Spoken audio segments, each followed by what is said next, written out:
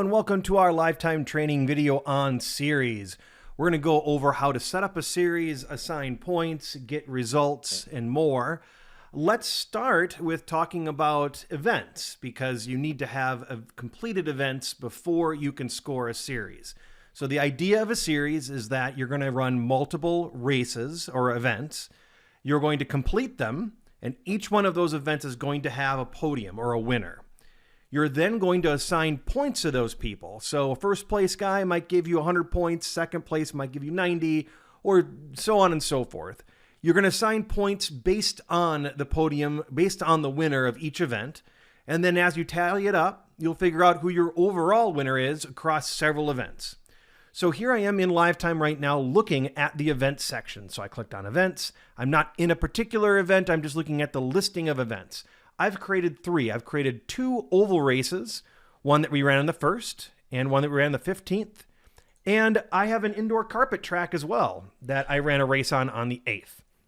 And now I want to do a point series. So to start a point series, you need to go over to the series section. It's the very last thing you would do chronologically, because you got to, of course, create tracks, events, do races, and complete them before we can even talk about including any event in a series. So I'm going to click on series, and I have not created a series before. So just like any other place in Lifetime, if there's nothing created already, the first thing it'll do is take you right to the create screen. So I'm going to call my series my 2026 series. I can give an abbreviation, just that's optional, that's just for reference. I can choose a year, but here the start and end date is very important, because when I go on and I go into the next several screens, the only events I'm going to be able to choose to be in my series must occur between the start and end date. So I'm going to start my series on the 1st, because that's when my first event is going to be.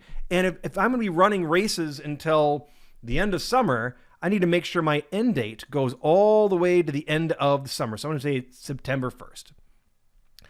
I'm going to go ahead and hit save here. And now I'm in my series. Just like any other place, I can hit the change button to go back out and choose the series I want to. I can double click a series. I can even copy a series from one year to the next. But now let's focus on the actual setup of the series itself. The first thing it shows up is the series setup. Here I can select the track and the event that I want. There's also this point source and positions counted. So I have two tracks and I have events for each track. So as you're choosing these, be sure to make sure that the track is selected that you want first, that your event is under, and then you can choose it. So this first event that I ran on 2-1 is available. I'm going to, where it says point source, I am going to use the series point source. I'll explain that a little bit more, but if you want to import the points from an event, and you don't want to assign your own point scale, you just want to use whatever points they earned in the event itself, you can do that and bring that in, and those points will come over. And I'll show you how that affects things. It's very important. But by default, most people are going to want series. So you don't care what points were given during an event. You just care about who got in first, second, third, and the series itself is going to assign its own point scale based on what position they got.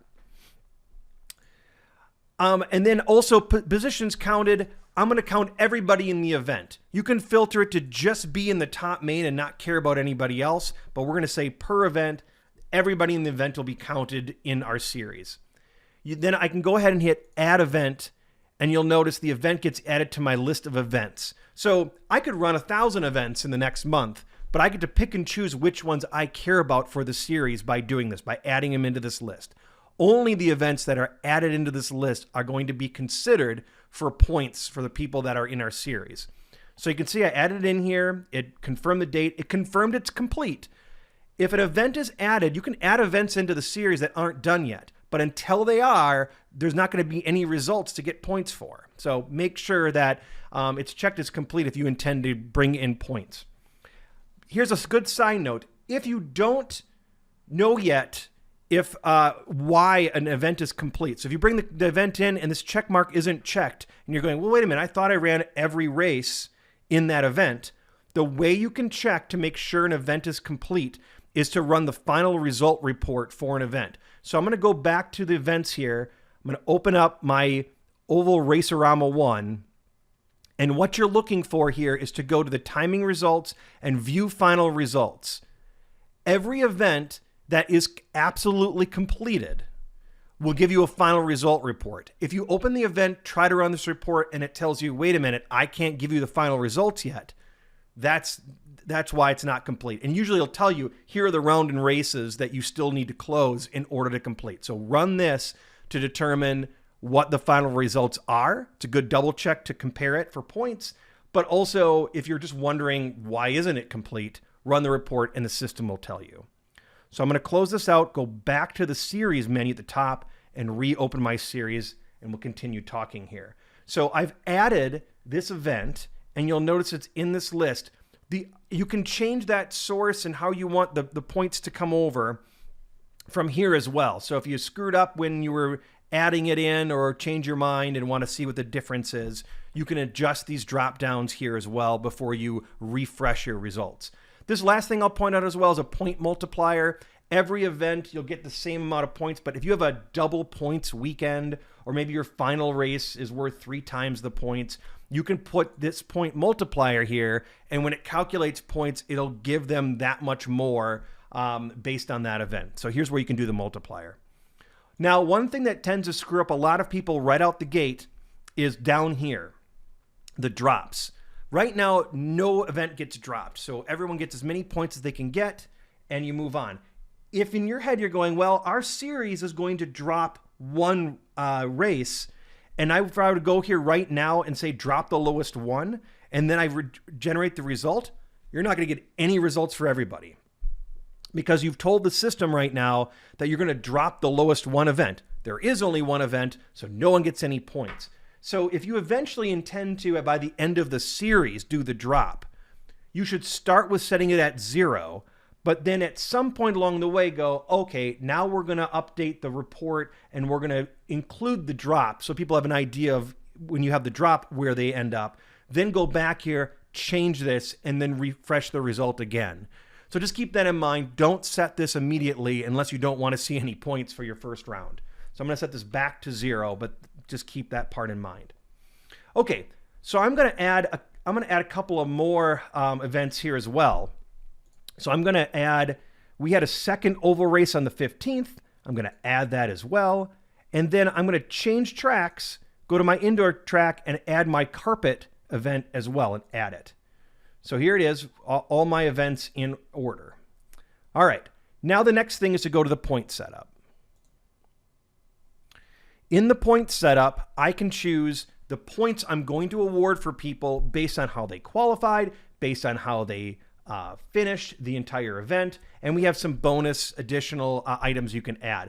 So if you want to give people just some points for just showing up, you can add that here. If you want to generate points for a point scale for qualifying, you can do that. So it's blank because by default we don't award any points, but if you want to generate points or add them here, you can do that. You can give them additional points for being a leader in the class. So by default, we do give 2 points for being the TQ in their class. For simplicity's sake, I'm going to 0 that out just so that when we generate this right away, it can be very quick and easy. But you can just generate all of this stuff and take a look at it as you go. You can award points for the amount of laps someone gets. So in the main round or in the A main, you can give people extra points for how many laps they did for first place, second, and third, or even just how many laps they turned in general. So you can play with those points as well.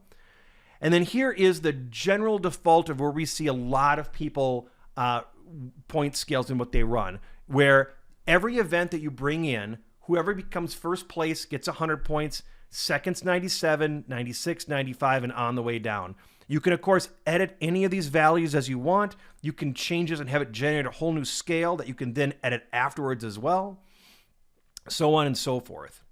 You can override their entire point status if they're not in the main 0 amount, if they're disqualified, etc. You can turn these on and off and set a point value to whatever they need as well. So keep that in mind. That is also optional that you can do. The next piece is filters. So by default, we don't filter anybody out. So if you run this race or I run this series rather, and we generate it right now, there is going to be a series point given for everybody in every class. However, if you uncheck this and we start choosing classes, we can filter out. I'll show that here in a little bit, but by default, I'm not going to turn on any of this. We're going to bring everybody in.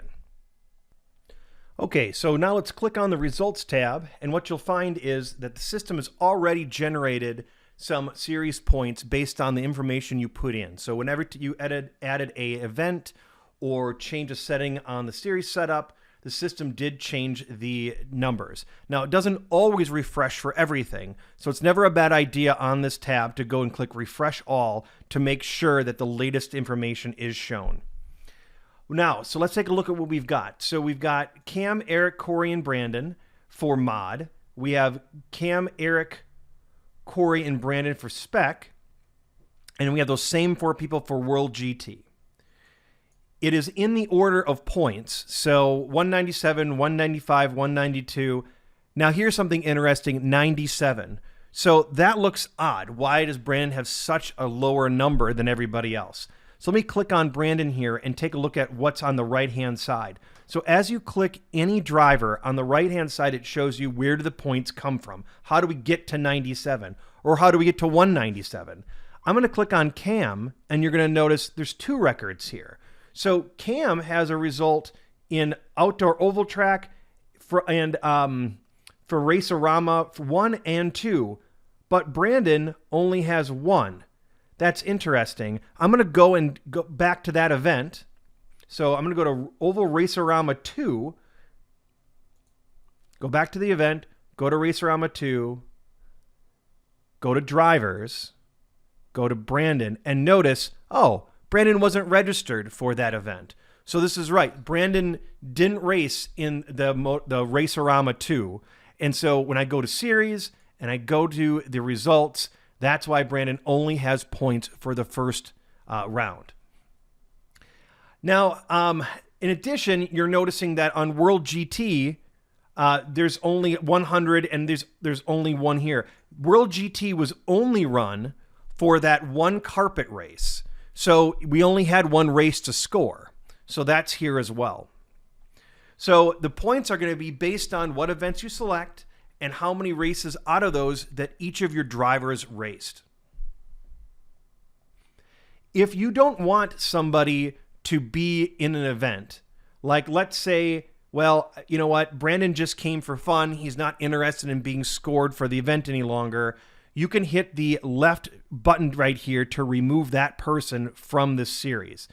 And when I remove it, I'm going to remove it from him in that class as well. So I didn't remove him from spec yet. I just removed him from mod.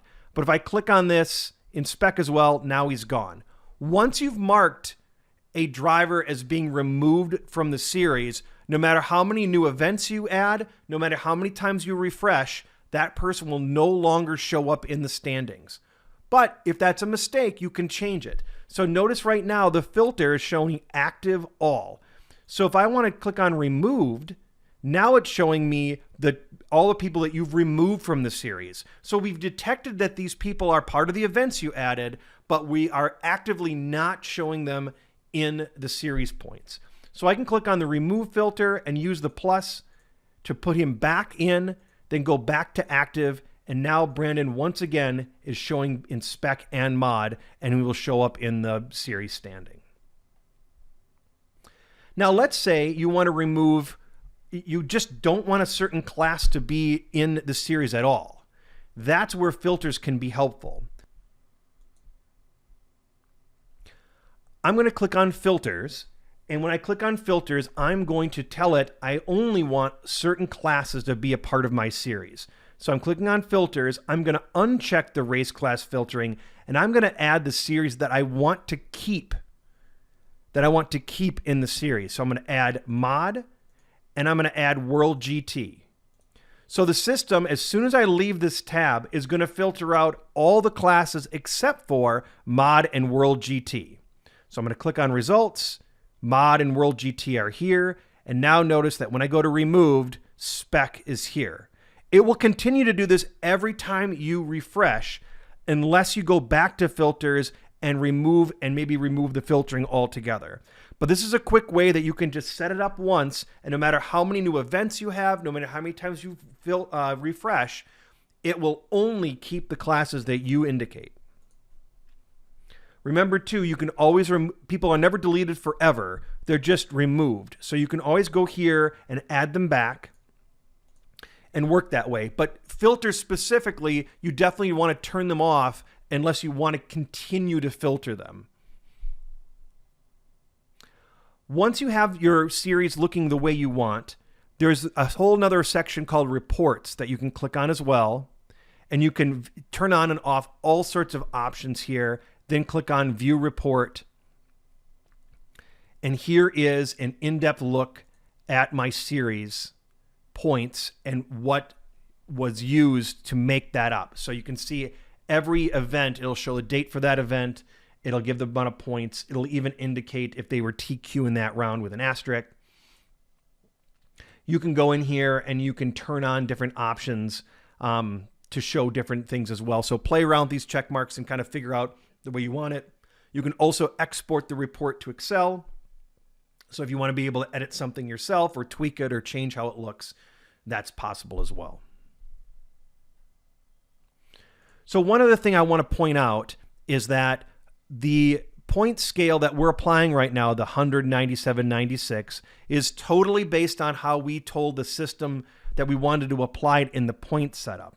We said, take this point scale, and for every event you bring in, first place should get 100 points, second place should get 97, so on and so forth. However, if you decide instead to change this to use the main points from the event, you notice the point scale goes away, and I go back to results, and I refresh. Now you'll notice that the points that come in are based on the points that are from the event. It's a totally different scale, and it's totally based on what you set up. So keep that in mind. If you want to use the points that you gave people in the event, that's what that's for. If you change it back to the point scale here in 197, go to results and refresh. Now we're back to using the 100-point scale as you need. So sometimes people want to use the points that they give in an event and bring it into the series. You can do it that way, or you can do it, you can just use the point scale that the series applies. And that's for most of the time, that's exactly what you want to do. Let the series apply its own point scale for the report. And with that, you should just be able to go back into series setup, add new events as you complete them, and refresh until your series is over and you're able to award a winner. You can remove and filter and change names in here as you feel, and you can run a report whenever you'd like. Be sure to, when you run a report, if you want to post it online or show it other places, you can export it to Excel, to PDFs, or even images that you could add to something like Facebook to make it really easy to keep people updated with series points. Thanks for watching, and we'll see you in another video.